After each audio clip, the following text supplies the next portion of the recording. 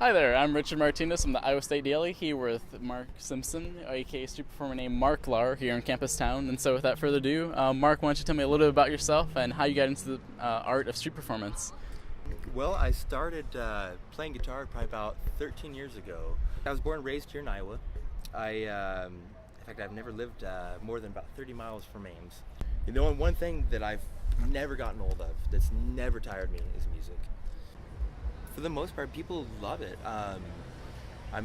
The business owners around here, they appreciate it. The police even seem to have absolutely no problem with it, which is fantastic.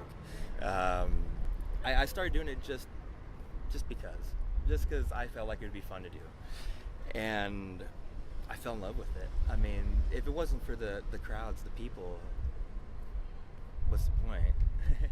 I love Iowa. There is a great music scene here, and it is building, but it's a hobby here. You can't make a living off of music here, which is a shame. Especially when it comes to like street performance, it's such a dying art. But as of right now, it seems to be going down big time. I've seen half the crowds that I had last year. I know it's a different time of the school season, but I've already seen a big notice between last fall and now. The crowds are getting smaller. People are going away. People don't care as much about coming out anymore. I remember 5-6 years ago, on an average weeknight, it wasn't that uncommon to see the streets full. Not really. Now, on your ISU, Iowa State games and stuff like that, yeah, you get those moments, but it's nothing compared to what it used to be. Other than playing on the weekends and the occasional show once a month or so, it's about as much as you can do here. Yeah, local governments have come in and set new city ordinances, new regulations to basically push out street performers. In many places, they do not see the difference between street performance, busking, or panhandling, begging. And I'm not a beggar. Us buskers, we provide a service in a way. We entertain. If someone doesn't want to throw money in our gig bags, that's fine. It's gratuity. Gratuity is based off of how much you like it.